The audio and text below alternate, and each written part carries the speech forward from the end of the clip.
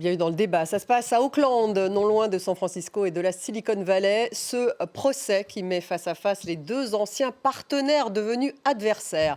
Elon Musk, patron de Tesla, Starship et X, et Sam Altman, patron de OpenAI, créateur de ChatGPT. Ils ont créé ensemble OpenAI avant leurs différends. Musk estime avoir été floué. Le projet de départ était de développer une IA au profit de l'humanité dans un cadre non lucratif. Or, Sam Altman et son équipe ont fait évoluer la structure vers un modèle commercial en s'appuyant sur Microsoft. En tout cas, c'est ce qu'affirme Elon Musk. Sam Altman, de son côté, explique qu'Elon Musk savait qu'un tournant commercial était inévitable et que Musk se livre à une manœuvre anticoncurrentielle favorable à son entreprise d'IA, X et AI. Alors, quel est l'enjeu finalement de ce procès entre le milliardaire et le puissant président d'OpenAI? Est-ce d'ordre éthique sur le rôle philanthropique de l'IA? Est-ce strictement une affaire de business ou encore un conflit personnel entre les deux protagonistes? Comment ce procès s'inscrit-il dans la bataille technologique entre les États-Unis et la Chine?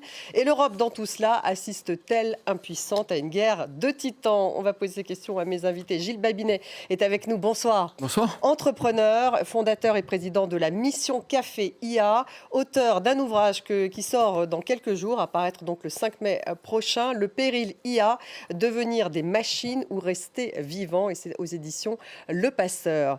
En face de vous, Guillaume Gralet. Bonsoir Guillaume, journaliste, reporter high-tech au Point et puis chroniqueur à France 24, auteur de Pionnier, voyage aux frontières de l'intelligence artificielle, c'est publié chez Grasset. Françoise Soulier est avec nous. Bonsoir. Vous êtes conseillère scientifique au Hub France IA. Bienvenue à vous. Et nous avons Édouard Filias ce soir, fondateur de l'agence GIN, spécialiste de la communication numérique et de l'IA, co-auteur du livre Manuel de survie à l'IA, comprendre l'intelligence artificielle. Et c'est aux éditions de l'Ellipse. Ce face-à-face, il a démarré en début de semaine lors de ce procès face-à-face entre Elon Musk et Sam Altman. On va d'abord faire un point en images avec Olivier Fessol. Après des années à s'affronter par médias interposés, Elon Musk et Sam Altman, enfin face à face devant un tribunal. L'homme le plus riche du monde accuse son ancien associé avec lequel il a cofondé OpenAI d'avoir trahi la vocation originelle de la firme. L'entreprise, maison mère de ChatGPT, aujourd'hui valorisée à 852 milliards de dollars, était au commencement un laboratoire de recherche à but non lucratif. À la barre, le patron de SpaceX dénonce une tromperie et se pose en défenseur de la morale. Si on peut piller impunément une œuvre caritative, tous les fondements du don caritatif aux États-Unis seront détruits. Si quelqu'un qui n'est pas digne de confiance est aux commandes de l'IA, c'est un danger considérable pour le monde entier. Le milliardaire patron de Tesla réclame un dédommagement de 134 milliards de dollars et la rupture des liens entre OpenAI et Microsoft. Sam Altman, de son côté, explique qu'Elon Musk était d'accord avec la transformation d'OpenAI en société commerciale et n'aurait quitté le navire en 2018 qu'après avoir échoué à en prendre les commandes. Pour sa défense, ce procès n'a qu'un seul but, éliminer une entreprise concurrente et l'empêcher d'entrer en bourse, car Elon Musk a depuis lancé sa propre intelligence artificielle. Nous pensons qu'un jury impartial comprendra notre position et se rangera de notre côté. Le verdict devrait être rendu le 18 mai. Guillaume Gralet, vous qui avez rencontré Sam Altman et Elon Musk avant qu'ils ne fassent de la politique, pourquoi, à votre avis, Musk s'est lancé dans une telle procédure contre son ancien partenaire? Est-ce vraiment une question de philanthropie? Il voulait faire de cette société une société à but non lucratif, ou est-ce une affaire d'ego, une affaire de pouvoir? En fait, on a un peu l'impression, Stéphanie, qu'on est dans une bromance, c'est-à-dire une histoire d'amour, d'amitié entre deux personnes qui a tourné au vinaigre. C'est un peu « je t'aime, moi non plus ». Et puis, en même temps, ça pourrait prêter à rire, mais en même temps, ce duel entre deux personnalités, deux entrepreneurs si puissants, eh bien, on ne peut pas rester indifférent parce qu'ils nous tiennent un petit peu en otage. C'est une double déception, c'est-à-dire que d'un côté, on avait ces beaux idéaux qui étaient représentés, effectivement, créer une intelligence artificielle ouverte, un laboratoire pour lutter, c'était le but à l'époque, contre une super intelligence, la crainte d'une super intelligence. Est-ce que cette crainte était infondée? On va le voir. Et puis, en réalité, on a cette querelle entre deux hommes, tout simplement. Et c'est un jeu de poker menteur parce que ce dont on se rend compte lorsqu'on découvre les emails progressivement, c'est que tous les deux ont menti.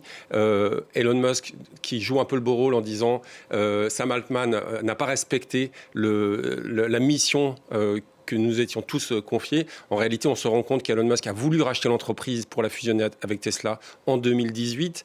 Et lorsqu'il a vu qu'il n'y arrivait pas, là, il a commencé à faire des sorties. Donc, lui-même n'est pas totalement innocent. Et on voit les contradictions de ces deux tycoons éclater au grand jour. En quoi sont-ils différents du point de vue de la personnalité? Alors, je vais très rapidement. Ce que je pense, c'est que Sam Altman, il vous dit un peu tout le temps ce que vous avez envie d'entendre. C'est quelqu'un de plus accessible, moins colérique. Et puis, Elon Musk, paradoxalement, la seule fois où je l'ai vu pendant longtemps, c'était en 2016, il doutait de lui-même, donc il n'avait pas confiance en lui. Et après, alors ça, je trouve ça très inquiétant, il a commencé à ne plus répondre à ce qu'il appelle les legacy médias. Et c'est là où ça pose question, c'est-à-dire des gens si puissants qui ne veulent pas répondre, pas être contredits. Moi, ça ne m'inspire pas vraiment confiance. Gilles Babinet, qu'est-ce que ça vous inspire? Est-ce qu'on est dans effectivement un choc de titans? Est-ce que c'est mensonge? Est-ce que les deux mentent? Est-ce que c'est d'abord le business et la philanthropie, ça n'est qu'un prétexte? Ou est-ce qu'il y avait vraiment une idée d'IA philanthropique à la base? Non, je crois que c'est effectivement ce qui est très intéressant, c'est que et Guillaume vient de le dire, il y a deux choses qui se superposent. Il y a un enjeu qui concerne quasiment toute l'humanité, c'est-à-dire qui va finalement contrôler ces technologies. Et puis, on s'aperçoit que ça repose sur des choses qui sont extrêmement personnelles, finalement assez égotiques. Je pense qu'Elon Musk, il déteste être relégué en 3e, 4e, 5e position, peut-être actuellement pour ce qui concerne xAI. Sur l'IA, en fait, il est loin derrière. Oui, et à un moment, il avait finalement, il comprend que s'il était resté à bord d'OpenAI, il serait dans une situation de leadership absolu sur cette technologie. Et donc, pour lui, c'est insupportable. Il est frustré, non? Mais ce que Guillaume vient de dire, et je crois est très important, c'est que moi, ce que je trouve le plus frappant, c'est de voir les enjeux éthiques que ça révèle pour l'un et l'autre de ces personnages. Il y a des gens qui ont finalement pas tellement de morale et dont l'objectif justifie les moyens. Et c'est pas très rassurant quand on voit les niveaux de puissance des technologies qui sont en train de manipuler. C'est ça qui devrait nous interpeller, me semble-t-il. François Soulier, vous êtes d'accord? Alors lui se présente comme le sauveur de l'humanité. C'était toute sa défense hier, Elon Musk. Et d'ailleurs, c'est vrai qu'il se présente comme le sauveur de l'humanité, que ça soit pour envoyer des fusées pour sauver l'humanité, que ça soit... À chaque fois, il utilise cet argument même pour récupérer des investisseurs, Elon Musk. Mais là, ce que décrivent Gilles et Guillaume, c'est plutôt un vrai cynique, alors, ou pas, d'ailleurs? Mais je pense que... Très clairement, en fait, au début, Elon Musk, il a investi 35 millions de dollars. Dans cette OpenAI. Dans OpenAI. Peu importe quel était l'objectif à l'époque. Aujourd'hui, ces 35 millions de dollars, il vaudrait une partie de 850 milliards de dollars. Donc, quelque part, il se dit, mince, j'ai raté le truc, quoi. J'ai raté l'avion. Donc, il y a une réaction. Alors, vous me direz, bon, il est à la tête de SpaceX qui vaut 1400 milliards ou quelque chose comme ça. Dans cette histoire-là, en fait, c'est une histoire, pour moi, c'est clair, c'est une histoire, 1, de milliards, 2, d'égo, oui. Et 3, on en parlera à un moment ou un autre, de la notion d'ouverture. Puisque quand même, quand on parle d'OpenAI, c'est open. Et donc, au début, le plan de cette société-là, c'était bien philanthropique, si on veut, c'était essentiellement de faire une IA ouverte à tous. Et je vous rappelle que la création d'OpenAI, c'était bien dans l'idée qu'il fallait damer le pion à Google DeepMind. Demis Hassabis, qui depuis a eu le prix Nobel, comme vous le savez. Donc, dès le démarrage, il y avait cet objectif d'écraser un concurrent, Google, en développant quelque chose qui serait ouvert pour le bien de tous. Et puis, quand on sait ce que ça coûte de développer ces petits joujoux-là, il faut quelqu'un qui paye la facture. Et en l'occurrence, c'était pas avec 35 millions qu'on allait faire ça. Ça a été avec 13 milliards de Microsoft. Et voilà. On parle de milliards. Il doit finir. Donc lui dit justement, Sam Altman disait, donc il le savait, Elon Musk, qu'on avait besoin en fait de cet argent pour se développer et que tout ça n'est que mensonge. Oui. Elon Musk, il n'a d'ailleurs pas réussi à garder son sang-froid pendant l'audience hier, ce qui probablement n'a pas arrangé son cas. Moi, j'ai une lecture un peu différente de celle de mes camarades. Moi, je pense qu'on n'assiste pas du tout à un procès, on n'assiste pas du tout à une guerre économique ou idéologique, on assiste à une série Netflix. Ah oui.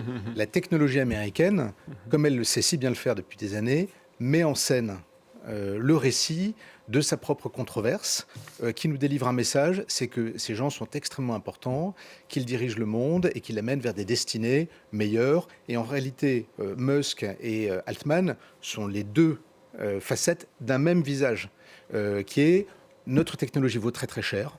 La valorisation de nos entreprises n'est pas injuste, au contraire, elle est légitime. Et regardez, notre procès est tellement important et tellement symbolique des questions de société et des questions technologiques qu'on se pose. C'est une façade, en réalité, de communication, exactement comme Claude nous a servi avec Mythos un faux lancement, cette super IA qui est censée débusquer tous les leaks, pour garder le monstre dans la boîte et faire en sorte qu'il n'atteigne pas le monde réel tellement il était puissant. Donc vous voyez une opération de com, vous. Un récit de communication de A à Z. Mais si Elon Musk gagne contre Sam Altman, pour OpenAI, c'est un vrai problème. Ils vont pas pouvoir rentrer en bourse. Donc il y a quand même il y a de la casse. Ça, c'est le sujet important, l'entrée en bourse. C'est-à-dire que tout ce machin-là, ça se passe à un moment critique quand les deux doivent rentrer en bourse. Celui qui gagne ce procès, il gagne l'entrée en bourse et l'autre perd. En économie, ça a un nom, c'est un cartel. C'est-à-dire que ces personnes sont un cartel de grands entrepreneurs qui ont reçu des investissements complètement irrationnels, qui ne sont justifiés aujourd'hui par aucun gain de productivité ni aucune réorganisation majeure. Et donc, le cartel fait en sorte que le buzz reste intense. Mais il y aura de la casse. Il peut y avoir de la casse. En tout cas, Guillaume, est-ce qu'il y a tout de même une vraie différence d'approche de l'IA, ou est-ce que ça, c'est terminé, de penser à une IA plus démocratique? Bon, on sait que Dario Amodei, que vous avez rencontré aussi, le patron d'Anthropic, lui a refusé de donner l'accès au Pentagone de toute son IA parce que justement, il trouvait qu'il y avait des problèmes d'éthique. Donc là, on est quand même au cœur d'un sujet de philosophie de l'IA elle-même. Alors, est-ce que ça va être balayé? Oui, on ne sera plus que dans une IA qui va être destructrice. Et d'ailleurs, Elon Musk le dit lui-même. Oui, c'est vrai que depuis le début du procès, on parle de série Netflix, c'est un peu la cour de récré. Et ce n'est pas véritablement à la hauteur des enjeux. Comme le disait Gilles, Sam Altman, il s'enorgueillit d'être né un 22 avril, comme Robert Oppenheimer. C'est-à-dire qu'il a conscience de la portée de la technologie qu'il porte lui-même. Effectivement, lorsqu'on part au pape du nucléaire, de la bombe atomique. Exactement. Ouais. Un des grands artisans de l'énergie et de la bombe nucléaire.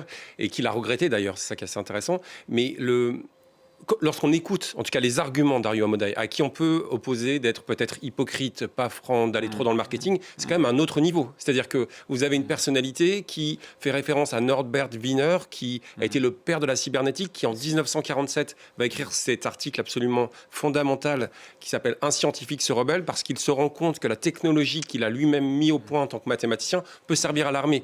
Dario Amodei, il a relevé beaucoup le niveau. Et d'ailleurs, les consommateurs ont désinstallé ChatGPT pour beaucoup d'entre eux pour aller vers Claude. Donc il y a quand même une logique. Et on attend beaucoup. Alors bien sûr, il y a trop peu d'acteurs américains. Est-ce qu'il est un peu seul dans ce network, Gilles Babinet, Dario Amodei, ou pas? Ou est-ce qu'il y en aura d'autres? C'est intéressant d'essayer d'avoir une lecture, de prendre un peu de recul sur ce qui est en train de se passer. Effectivement, on a une bataille où un peu tous les coups sont permis. Oui. Je pense que le terme de cartélisation est assez approprié. C'est-à-dire que vous avez quand même un enjeu qui est celui du prix. Si vous arrivez à contrôler le prix, vous pouvez extraire une quantité de valeur à l'échelle globale qui est absolument extraordinaire. C'est des centaines de milliards de dollars dont il est question. Et donc, le fait d'avoir un nombre le plus réduit possible de concurrents est absolument fondamental et chacun de ces acteurs le savent. Y compris d'ailleurs Dario Amodei. Ce qui est intéressant, Dario Amodei n'est pas toujours... Moi, j'étais très reconnaissant de son biais éthique à l'égard, effectivement, du Pentagone. Il faut rappeler qu'il n'a pas voulu que le Pentagone utilise son AI totalement pour... Exactement. Il a dit, je mets deux conditions à ce qu'on utilise mon intelligence artificielle. C'est que ce ne soit pas utilisé pour automatiser les systèmes... d'armes, et l'autre, c'était... La surveillance des Américains. Voilà, exactement. Et donc, c'est intéressant, mais le vrai sujet, je pense, c'est est-ce qu'on va réussir à sortir de cette situation où, comme Françoise le disait, les technologies sont de plus en plus fermées. Édouard disait que c'était de plus en plus contrôlé. Et je suis intéressé par ce qui se passe en Chine, en réalité. Bah, justement, on va... Que les modèles sont ouverts de plus en plus, en réalité. Puis il y a un autre aspect qui est, je crois, extrêmement déstabilisant, c'est que pour à peu près le même niveau de qualité, vous avez un prix qui est 65 fois moins élevé que ce que commercialisent aujourd'hui des gens comme Anthropic ou OpenAI. Donc là, vous nous faites la transition, hein, puisque pendant que ces deux puissants américains sont dans cette guerre judiciaire, cette opération de communication, la toute dernière version donc, de DeepSeek, qui avait déjà un peu bouleversé le paysage, DeepSeek V4, qui est sortie il y a 2 jours, me semble-t-il. Enfin, en tout cas, il a été annoncé qu'elle allait sortir il y a 2 jours. Et là, on est vraiment dans un tournant du côté chinois. Est-ce que, François Soulier, vous pensez que finalement, il y a une guerre de communication, mais en même temps, en Chine, silencieusement, on avance et quelque part, on a une vision différente de l'IA qui heurte aussi les Américains? Bon, alors d'abord, je dois dire que j'ai vécu pendant 3 ans en Chine, justement dans la période dont on parle, 2015-2018. Quand je suis arrivée en 2015, les Chinois ne connaissaient à peu près rien à l'IA. Très, très peu de choses. Donc, ça vous donne une idée de la rapidité à laquelle on peut avancer. Ça, c'est la première chose. La deuxième chose, c'est que on parle ici d'invention. Ce qu'a fait OpenAI, il a inventé un produit. Quand on invente un produit, on essaye, ça marche pas, on recommence, ça marche pas, on recommence, etc. Vous pensez à ChatGPT, là, en particulier? Absolument. Et on grille 13 milliards de dollars. Quand on est DeepSeek, 7 ans ou 8 ans après, copie-colle. On copie la chose. Évidemment que ça coûte beaucoup moins cher, c'est sûr. La science est ouverte, tout est publié, ou à peu près. Et donc, quand les Chinois, moi j'ai eu cette expérience extraordinaire, ce sont des gens qui ont fait de la copie leur marque de fabrique. Ils ont tout copié. Et donc là, ils ont copié.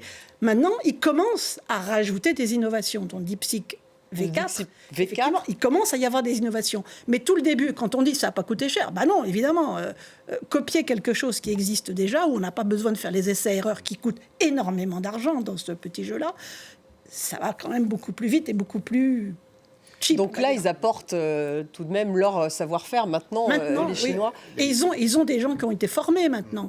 Les Chinois envoient massivement leurs étudiants aux États-Unis, en particulier, très peu en France, mais aux États-Unis. Et ces gens-là sont formés au niveau top qu'on peut acquérir dans les Donc cette sortie de DeepSeek V4, c'est un événement important, majeur, on peut dire, quand on voit ce procès de l'autre côté aux États-Unis. Il y a rebondir juste un peu dans ce que vous dites.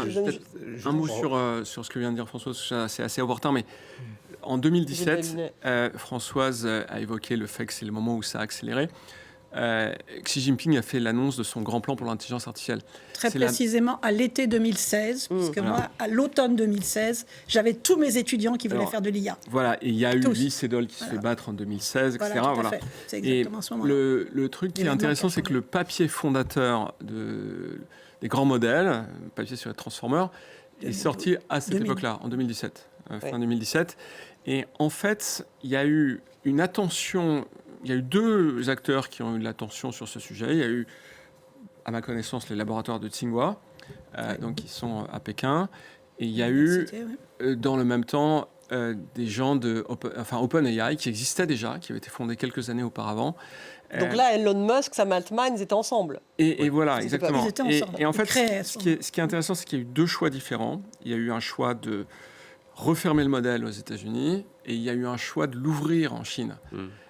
Et avec vous dites non, mais une efficacité des capitaux qui était bien supérieure en Chine. Édouard Philias, je vous donne la parole. Un point tout de même, c'est de présenter la Chine comme des copieurs. Je pense que ça, c'est une vision datée. Aujourd'hui, vous avez 3% du PIB de la Chine qui est consacré à sa recherche et développement. Oui, bien sûr. Public. Bien sûr. Ils ont parmi les meilleurs ingénieurs au monde. Oui. Et je pense qu'aujourd'hui, vous avez 2 États, en réalité, 2 systèmes techno-étatiques qui sont en concurrence. Le système américain, le système chinois. Parce qu'il y a Stargate de Trump, exactement. Là aussi, où il y a un gros investissement. Le libéralisme américain et son capitalisme entrepreneurial, et de l'autre, le méchant planiste chinois. Vous avez en réalité 2 consortiums. Et nous, les Européens, c'est sans doute le vrai sujet que vous vouliez aborder, on doit subir ce show de super-héros américains. Et qu'est-ce qu'on fait face à ces alternatives ? Mais alors d'abord, pour revenir justement sur ces deux modèles, pourquoi penser que la Chine, qui a un régime autoritaire, voire totalitaire, aurait une IA ouverte avec open source, alors que les États-Unis, qui sont au contraire la liberté concurrentielle, qui incarnent cette liberté-là, eux, seraient dans le contrôle et dans une IA fermée. Il y a quelque chose de totalement paradoxal. Oui, en fait, ça avait été de manière plus froide. Je crois qu'on a à peu près mêmes années, 2017-2018, la publication du livre de Kai Fu Lee, ce Taïwanais qui a dirigé Google, Microsoft en Chine, et qui a été formé aux États-Unis, et qui explique déjà dans son livre, qui montre bien la guerre froide entre la Chine et les États-Unis, eh bien que le salut de la Chine, la concurrence va venir de petits modèles open source. Donc tout ça, c'était réfléchi. On a une vision à long terme, et j'ai envie de dire, ce n'est que le début, parce que si vous regardez les robots humanoïdes chinois, il y a plus de 100 constructeurs aujourd'hui. Ce sont eux qui donnent le là dans la recherche. Effectivement, je pense qu'il ne faut pas prendre à la légère le niveau des universités chinoises, le niveau de recherche. Oui, mais là, quand Amodé, justement, dit « Attention, je ne veux pas donner mon IA au Pentagone » et que vous avez les Chinois, vous parlez de robots, est-ce qu'il va y avoir quelqu'un qui, à un moment donné, va dire « Non, je ne vais pas donner ma technologie pour que les robots deviennent des chefs de guerre en Chine ». C'est la logique, c'est vraiment une logique de open source. Quand vous êtes challenger, vous avez plus intérêt à ouvrir que lorsque vous êtes leader. Et les Chinois ont fait cette analyse de façon stratégique très tôt. Et il y a eu un certain nombre d'ailleurs. Donc ça veut dire que n'importe qui peut avoir accès, c'est ça que ça veut dire, l'open source. Pas tout à fait, parce que c'est ce qu'on appelle, les poids sont ouverts. Tout n'est pas ouvert, mais ceci étant, il y a maintenant quelques modèles qui sont totalement ouverts. Ce qui est assez extraordinaire parce que ça découle c'est la démonstration d'un niveau de confiance en soi relativement élevé, ce qu'on n'avait pas auparavant. Ce qu'ils n'avaient pas. Et donc, pour moi, la Chine est pas loin d'être à parité avec les États-Unis. Probablement, cette année, on aura des modèles chinois qui seront supérieurs aux modèles américains, en tout cas sur certaines fonctions. En tout cas, pour en revenir sur cette open source, ça ne veut pas dire que ça sera plus éthique en Chine qu'aux États-Unis. Quand on parle d'open source, ça veut dire qu'on a accès à la technologie. Il y a un AI Act en Chine, il n'y en a pas. Si je peux me permettre, en Europe, alors un modèle, comme on les met sur le marché, on fabrique le modèle, puis ensuite on dit qu'on l'aligne. On l'aligne sur les valeurs. Par exemple, tu ne donnes pas la recette de la bombe atomique, etc. En Chine, l'alignement, c'est tu ne fais rien qui serait contradictoire ou qui gênerait le Parti communiste. Donc, c'est des systèmes qui sont différents, qui ont des systèmes culturels ou des environnements qui sont vraiment très différents. Et je pense qu'aujourd'hui, si les Chinois ouvrent un modèle comme DeepSeek, est-ce que vraiment ils sont en train d'ouvrir tous leurs systèmes qui vraiment vont porter de la valeur, qui sont tous les systèmes dans les robots? Non. Évidemment, non. Donc, à un moment donné, ils font comme les Américains. Pardon, mais votre question, c'est l'open source dans une dictature, qui est une question fondamentale. Il y a une réponse très simple. C'est que le cœur du succès et de la prospérité américaine aujourd'hui est la survalorisation de ces entreprises de technologie. Les Chinois, en mettant sur le marché des modèles à prix cassé open source, détruisent cette valeur. Et d'ailleurs, les analystes réagissent à la sortie de chaque modèle de DeepSeek en questionnant les prix délirants payés pour les actions d'OpenAI, de Claude, etc. Je ne dis pas que cette technologie n'est pas fondamentale. Je dis qu'aujourd'hui, elle est nettement survalorisée et on va vers une bulle qui va éclater. Quand elle va éclater, c'est la question. Donc, à mon avis, c'est le procès dont on parlait, qui est cette mascarade médiatique mondiale, c'est la Mondovision et cette histoire de DeepSeek sont reliés par ce même enjeu qui est le prix de leurs actions, qui est excessif. Avec donc un risque de bulle. Oui, un risque de bulle. Et moi, qui pourrait donc éclater et donc toucher le monde entier, les États-Unis et la Chine. Tout à fait. Oui, bien sûr. Mais ce qui me frappe, encore une fois, c'est la vision à long terme. C'est-à-dire qu'elle a été théorisée, verbalisée en 2017 par la Chine en ayant une vraie vision à long terme. Et on continue à le voir. C'est-à-dire que mais quelle est la vision finalement chinoise? Eh bien, d'être devenir la première puissance technologique et en intelligence artificielle du monde. Il y a quelques jours, on n'en a pas trop parlé, mais on a Pékin a interdit Meta de racheter Manus AI. Manus AI, c'est un modèle, une entreprise qui est née en Chine, qui fonctionnait très bien. Alors, pour être un peu plus présentable aux yeux de l'Occident, ils avaient changé de siège social. Mais il n'empêche que Pékin a eu le dernier mot et a interdit un champion américain de racheter un champion chinois. C'est-à-dire qu'il y a cette vraie vision à long terme dont on ferait bien, je pense, de s'inspirer un tout petit peu en Europe si on veut défendre davantage nos valeurs. Une vraie vision quand même nationaliste. C'est Bien nationaliste, c'est la surveillance, c'est le Parti communiste, et de vision, l'autre côté totalitaire. Et de l'autre côté, effectivement, aux États-Unis, qui est censé être le pays du libéralisme, vous avez un oligopole. Moi, ça m'a un peu marqué. En septembre dernier, j'étais aux États-Unis, j'ai assisté à une conférence à San Francisco de David Sachs. Vous savez, il a fait partie de la PayPal Mafia, même titre que Peter Thiel et Elon Musk, et il disait. Il s'adressait à une salle dont il pensait, je pense qu'il y avait uniquement des Américains. Il disait on a 6 mois d'avance sur la Chine. Cette avance, elle n'arrête pas de se réduire. Donc, nous, notre seule obsession, c'est d'avoir nos champions, de les défendre. Et puis, le reste du monde, on n'existe même pas. Les Européens, on n'existe pas. On doit s'aligner sur les valeurs américaines. Donc, c'est véritablement cette obsession de la Chine qui guide la politique américaine, mais qui, encore une fois, manque de vision à long terme, et on a un peu l'impression qu'elle panique en fait. Ça, je crois que c'est fondamental. Oui. C'est-à-dire que si on regarde la Chine, et Xi Jinping a fait ça très bien, si vous avez lu leur plan, on a toujours un petit peu ri du plan à long terme de développement. Les Chinois ont fait un plan très clair de développement. Made in China, ça doit devenir une marque de plaisir, de bonheur. Alors qu'en Europe, un peu, On va parler de et aux l'Europe, oui. États-Unis, pas du tout. Stargate, quand même, de Donald Trump. Ça, c'était l'arrivée. Alors, on va cerveau, parler de on est milliards. Non, mais vous riez. Non, mais c'est des plans stratégiques qui alignent des objectifs très clairs sur la société, sur la technologie, sur les moyens dont on va y aller, sur les investissements, sur la formation, des vrais plans, quoi. Est-ce que Trump, l'arrivée de Trump, justement, Gilles Babinet, a changé les choses avec son projet Stargate? Alors, on a vu OpenAI, justement, Sam Altman a travaillé directement, enfin, fait partie du plan. Il y en a d'autres. Je n'ai pas vu Amodé, donc je n'ai pas vu Anthropic, mais enfin, en tout cas, il y a OpenAI. Anthropic n'était pas un il est grillé, donateur il est de grillé, l'élection Trump. de Donald Ouais. Trump, donc ils sont considérés comme hautement suspects, et c'est pour ça qu'il y a une réaction extrêmement violente de l'administration américaine lorsqu'il a dit qu'il était inquiet de l'utilisation de ces modèles. Mais qu'est-ce qu'a fait Trump? Il a mis en exergue un modèle qui, à mon avis, ne tient pas, et qui va probablement être l'un des facteurs qui les mettra en difficulté pendant les midterms. C'est qu'il a dit all-in sur l'IA, pas de régulation. En Chine, il y a l'équivalent de ce que nous avons en Europe, un AI Act. C'est-à-dire que les acteurs de l'industrie en Chine, aux États-Unis, en Europe, disent qu'il faut quand même un minimum de régulation si on ne veut pas que ça se passe mal, d'une certaine manière. Et aux États-Unis, il y a beaucoup de représentants, de sénateurs qui disent si vous ne mettez pas en place un minimum de régulation, on perdra les élections. Et je pense que la différence entre la Chine et les Pourquoi? Quel est le États-Unis, lien entre parce les que élections et le l'absence pays, de régulation? la Chine est On le sait qu'il y a des pays- procès qui commencent, d'ailleurs, y compris contre... Les États-Unis sont le pays de l'OCDE avec le plus faible taux d'acceptation de l'intelligence artificielle, 26%. Par exemple, ICE, qui est la police migratoire, c'est 35%. Alors que c'est très décrié, c'est donner une idée de la situation. La France... Il commence à y avoir des contestations, d'ailleurs, locales aux États-Unis contre les centres de données. Les gens voient leur job qui sont un peu mis en danger. Ils ont extrêmement peur. La Chine, c'est assez différent. C'est-à-dire que la Chine, c'est vraiment... Chaque gouverneur de province a une centaine d'objectifs très précisément détaillés. Et ils sont en train de planifier... Ils ne demandent pas son avis à la population, pour le coup. C'est une dictature, il n'y a pas de problème. dictature. Mais la grande différence, c'est qu'ils sont conscients du fait que ça peut avoir un impact sur le travail. Et ils sont en train de mettre en place des systèmes de reformation à l'échelle de la nation. Les États-Unis sont incapables de faire ça. Et ça, c'est une différence fondamentale.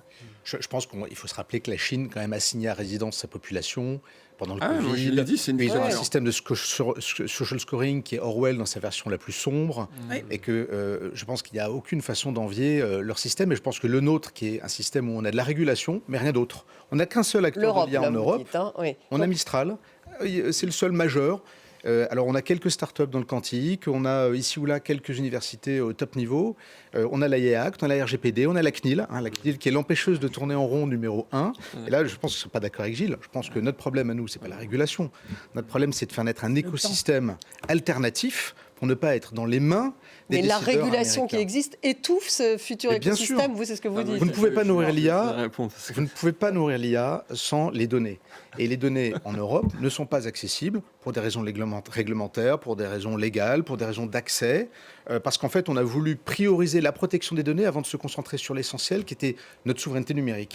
Mais ça passe par là. Alors, voudrais Gilles Babinet n'est pas du tout d'accord avec vous. Je voulais vous aussi vous donner la parole. Je suis malheureusement devenu célèbre contre ma propre volonté pour avoir dit il y a 10 ans que la CNIL était un ennemi de la nation. Voilà. Et ça m'a marqué pendant très longtemps parce qu'à l'époque, je trouvais qu'il y avait trop de régulation sur ce sujet. Je ne suis pas, je dirais, un acharné de la régulation, mais l'économie, la recherche en économie montre qu'un juste niveau de régulation accroît la productivité. Est-ce qu'il est juste, justement ? Est-ce qu'il est juste ce niveau de régulation entre la RGPD, entre effectivement... Actuellement, il y a la volonté de réviser les IA Act. Et je pense que ce qui est sur la table actuellement est assez raisonnable et d'ailleurs apprécié par l'industrie elle-même. À cet égard. La question, c'est de savoir si on est sous l'influence des États-Unis quand on fait cette révision ou pas. Et c'est un vrai débat actuellement. Parce qu'il y a une guerre avec les États-Unis. Enfin, oui, les États-Unis ne supportent pas cette régulation. Elle le dit haut et fort. C'est le grand sujet et on ne sait pas quel est le niveau d'ingérence des États-Unis dans la rédaction du texte. C'est cette semaine. D'ailleurs, ce matin, il y avait dans Politico un article sur ce sujet. François Soulier, vous êtes d'accord ? Il faut une régulation en Europe, c'est ça qui va la distinguer, qui va faire que, au moment où l'IA, parce que c'est vrai que pour l'instant on parle de Mistral, bon, il y a quelques boîtes, mais l'Europe encore très loin des États-Unis. Je pense qu'il faut une régulation, ne serait-ce que parce que quand il y a une régulation, au moins les règles du marché sont connues. Et on s'oppose aux États-Unis dans ces cas-là. Il y a aussi ça. Alors aux États-Unis, il n'y a pas de régulation, sauf que en Californie, on commence à dire qu'il faudrait de la régulation. Enfin, les Américains, petit à petit, y viennent. Ils n'y viennent pas d'une même façon que nous. Nous, on fait d'abord de la régulation, puis après, on fait des entreprises. Voilà. C'est un peu ça le problème. Alors, le vrai aussi un problème. Il y a le vrai problème des entreprises, je dirais, moi, en France ou en Europe, c'est pas tellement la régulation, c'est le niveau de financement. Quand vous savez que vous êtes une start-up en France qui va lever 10, aux États-Unis, vous levez quoi ? 100 ou 1000 ? Ça va avec le marché américain, avec la concurrence. Avec la façon dont on investit dans la façon dont il y a un achat public.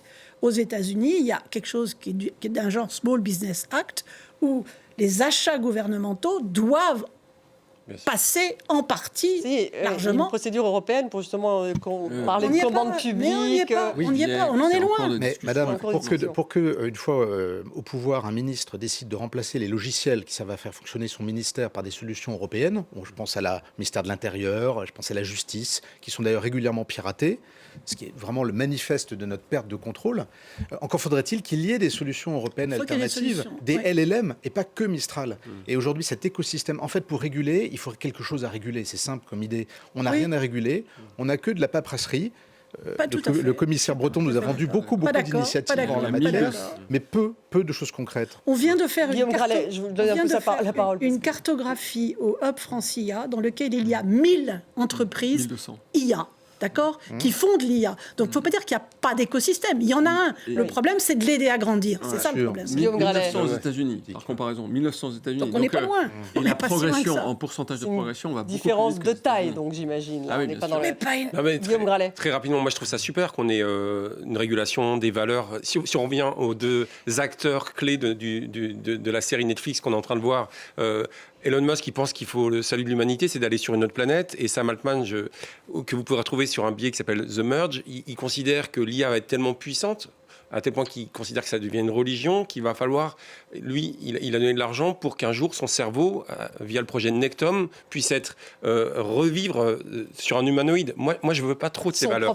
Donc, pour moi, ça ne me dérange pas du tout qu'il y ait une régulation. Par contre, tout à l'heure, on a parlé d'un rachat qui a été interdit de Meta avec Manus.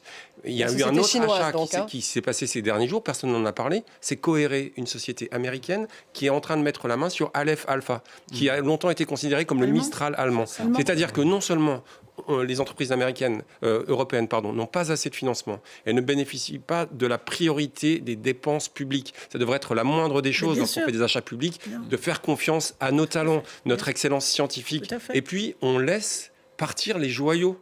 Donc voilà, je suis toujours de nature optimiste, mais là, quand même, il faudrait avoir cette fameuse vision. Je voudrais rebondir sur quelque chose de concret. Il y a 52% des Français qui utilisent désormais les LLM comme point d'entrée sur Internet. Ils n'utilisent plus Google, ils utilisent les IA, et c'est inédit. Et bientôt, on sera tous à utiliser ces moteurs. Ça va très vite. Deuxième pays derrière le Royaume,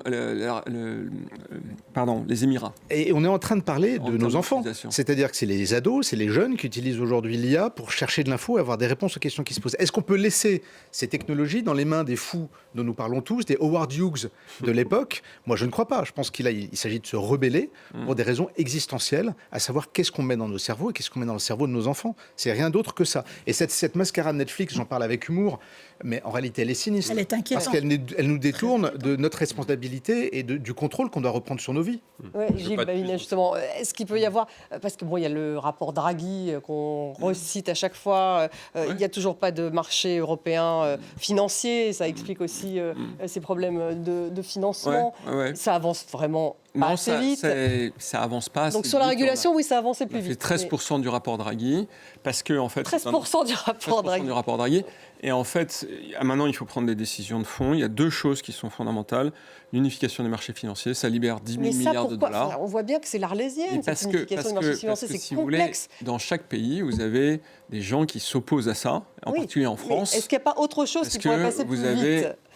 Vous avez des acteurs mutualistes, des assureurs, des banques qui ont des intérêts particuliers à éviter une intégration complète, être mis en concurrence avec toute l'Europe sur ces sujets-là. Puis vous avez un deuxième facteur, c'est quand vous êtes une grosse licorne française et que vous voulez vous étendre dans l'Europe... Type Mistral, par exemple. Vous mettez peut-être pas Mistral, parce que c'est un peu particulier, Mistral, mais vous mettez, par exemple... vous prenez une autre... Doctolib, vous commencez en Allemagne, vous plantez 3 fois de suite avant de réussir. Parce que vous recommencez de zéro. Parce que vous allez voir les mêmes régulateurs, les mêmes autorités que vous avez fait en France, vous n'avez pas d'intégration. Donc on a inventé quelque chose qui est fondamental, qui s'appelle la 28e nation. C'est de dire, vous avez un régime dérogatoire, vous vous mettez dessus en tant que société innovante, et vous n'avez comme interface plus que les régulateurs au niveau européen. Vous ne parlez plus aux régulateurs nationaux. Et donc ça, déjà, ça faciliterait... C'est en train d'être mis en œuvre. Dernière invention de la Commission, il n'y a pas longtemps. C'est vraiment récent, hein, ça. Et c'est salué par absolument tous les représentants des écosystèmes de start-up dans toute l'Europe. La France a eu 2 succès technologiques sur lesquels on vit encore. C'est des décisions qui ont été prises après la guerre. C'est le nucléaire et l'aéronautique, notamment le Rafale, qui sert aujourd'hui à défendre notre souveraineté, parce qu'on n'a pas besoin d'un général du Pentagone pour autoriser nos Rafales à décoller, contrairement au F-35. Aujourd'hui, nos voisins européens, nos alliés, ont choisi de s'équiper de F-35. On a un projet de chasseurs de combat européen qui a été mis à la poubelle parce qu'ils n'arrivent pas à se mettre d'accord. Les Allemands se sont rués sur les licences OpenAI et Microsoft, historiquement, pour faire plaisir à leurs amis américains qui leur achètent des Mercedes qu'ils ne veulent pas taxer. Moi, je suis européen, comme vous tous, et je pense qu'il faut monter un marché de la donnée européenne, qu'il faut monter un marché financier. Mais il faut aussi prendre des initiatives nationales qui peuvent être prises pour tout simplement assurer la continuité de notre existence en tant qu'État, peut-être aussi en tant que nation. Et comme on l'a fait... C'est pas l'idée de Macron, ça, justement, depuis... il a largement échoué à le faire, hélas, puisqu'en fait, la Startup Nation, c'est devenu, quelque part, l'entre-soi, la célébration d'une élite urbaine déconnectée, alors que la question, en réalité, c'est une question d'intérêt général, c'est une question nationale. Et de ce point de vue-là, je pense qu'il a raté sa dissertation, si je puis dire. Oui, Guillaume Gralet, vous êtes d'accord? Parce que moi, j'ai quand même rencontré, y compris sur ce plateau, des jeunes entrepreneurs français qui veulent rester européens, qui refusent les investissements américains. C'est quand même nouveau, ça, d'entendre. Donc, c'est dur à tenir sur la durée. C'est dur à tenir sur la durée, mais en tout cas, il y a une volonté. On sent qu'il y a une espèce de... on parle de valeur, enfin bon. Non, il nous reste 2 atouts, je pense, quand même, pour nous redonner un peu le moral. C'est une excellence scientifique qui est encore vraie, tant en mathématiques, aux États-Unis, en physique... qui est reconnu, qui est vraiment de rang mondial. Et un des buts, par exemple, de Sam Altman, c'était de recruter Arthur Mensch, donc le créateur de Mistral. Il l'a confessé plusieurs fois, il a été en froid avec lui pour ça. C'est-à-dire qu'on a véritablement cette excellence. Sam Altman s'est rapproché de Polytechnique parce qu'il voulait piquer nos talents, tout simplement. Donc on a cette excellence. Je pense qu'il faut qu'on célèbre ces scientifiques comme des rockstars, en leur demandant de faire de la recherche ouverte. Et effectivement, Stéphanie, on voit de plus en plus des profils. Je peux citer par exemple Stanislas Paulu, qui travaillait chez OpenAI, qui a quitté OpenAI pour monter en France Dust. Lorsqu'il est parti d'OpenAI, il a reçu un email de Sam Altman lui disant « Tu es sûr que tu veux partir » etc. Il est parti, il a divisé son salaire par 20 ou 30. Il y en a plein d'autres. C'est pas les mêmes niveaux de salaire. Donc on voit quand même qu'il y a cette volonté. J'ai consacré un petit chapitre de mon livre là-dessus, mais je pense que ça mériterait un ou plusieurs livres entiers. Je pense que ce sont des véritables héroïnes et héros du quotidien et je pense qu'on doit les célébrer davantage. Il faut, comme dans E.T., il faut un grand projet retour maison pour faire revenir tous les cerveaux de la tech français dans le monde qui se sont éparpillés, les dispenser d'impôts sur le revenu pendant 2 à 3 ans, leur faire un super package. Ils seront ravis de revenir et d'échapper aux dictatures dont nous parlons, puisque dans les deux cas de figure, je pense que c'est des quasi-dictatures. Voilà ce qu'il faut commencer par faire. Non, je suis d'accord avec ça. Je pense que faut faire revenir. Il nous faut un projet politique. Il nous faut une vision Donc national et européen. Oui, bien Européen. L'Europe avait un début de projet sur une grande transition environnementale. Il y a eu probablement trop de bureaucratie et ça a créé une réaction assez forte à cet égard. Mais si on regarde les choses un peu froidement, on a des défis extraordinaires sur le plan de la démographie, sur le plan de l'environnement, sur le plan du rattrapage technologique.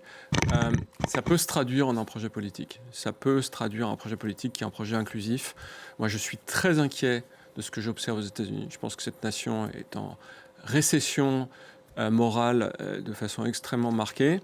Et si on n'arrête pas de se dire il faut qu'on les rattrape, en fait, on va faire les erreurs. Il faut faire différent, donc c'est ça. Différemment. Et j'observe qu'il y a plein de gens qui sont prêts à rentrer dans cette dynamique-là, notamment au sein des entrepreneurs. Françoise Soulier. Oui, moi je voudrais terminer pour un petit livre dont je ne suis pas l'auteur, qui s'appelle L'ouvertarisme de Yann Léchel. Et j'aimerais vous parler d'un point. On n'a pas le temps de faire une grande lecture, là, il nous reste une minute. IRN, indice de résilience numérique. Vous êtes une entreprise. Oui, j'ai participé à Ton ça. système d'information dépend à combien de pourcents de l'Internet fourni par les Américains, du cloud fourni par les Américains, des outils logiciels fournis par... Si monsieur Trump, disons, fait kill switch, il bloque l'accès Internet à votre système, que devient votre entreprise? On est mort. C'est-à-dire si l'Europe n'est pas résilient numériquement, on est mort, c'est tout. Il faut que toutes les administrations européennes, toutes les entreprises nationales fassent une évaluation de leur capacité de résilience au cas où il y a un conflit majeur avec un pays. Ils ont peur des représailles américaines. Si on commençait par arrêter d'héberger les données de santé des Français... C'est fini. C'est fini. Scaleway. Scaleway.